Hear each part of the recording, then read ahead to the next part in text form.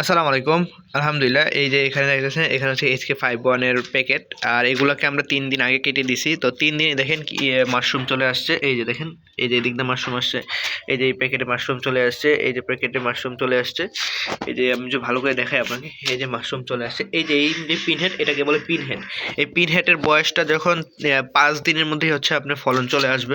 এই যে এই পিনহেডটা দেখবেন গতকালকে 2 দিনের মধ্যে অনেক বড় হয়ে যাবে পিনহেডগুলা। আর বড় হওয়ার মানে 3 দিনের মধ্যেই হচ্ছে আপনার ফলন ওঠানোর উপযুক্ত হয়ে যায়, যেটা মাশরুম অন্য কোনো ফলনে হয় না। তো মাশরুম চাষটা হচ্ছে অনেক সহজ একটা চাষ এবং অনেক কঠিন একটা চাষ। যদি আপনি মাশরুম চাষটাকে আপনি সঠিক নিয়মে করেন, তো মাশরুম চাষটা অনেক সহজ। কিন্তু আপনি যদি একটু ভুল করেন মাশরুম চাষে, তো আপনার পুরো ফসলই নষ্ট হয়ে যাবে। তো আলহামদুলিল্লাহ, আমাদের এই যে এখানে দেখে এটা একটু বেশি বড় হয়ে গেছে।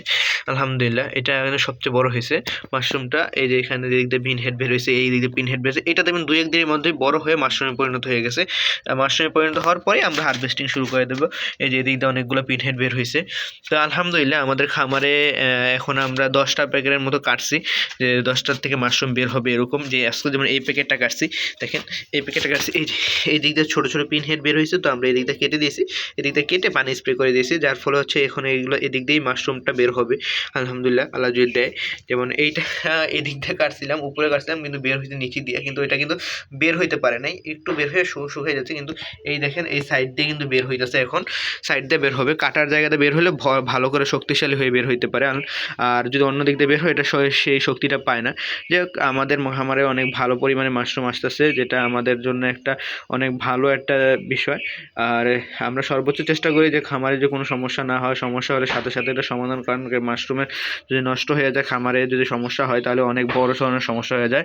যাক, আমরা আলহামদুলিল্লাহ আমাদের চেষ্টা সর্বোচ্চ আছে যে মাশরুমের খামারটাকে আস্তে আস্তে আগিয়ে নেওয়ার জন্য। আর আমরা ইনশাল্লাহ খামারটাকে আস্তে আস্তে বড় করার চেষ্টা করতেছি।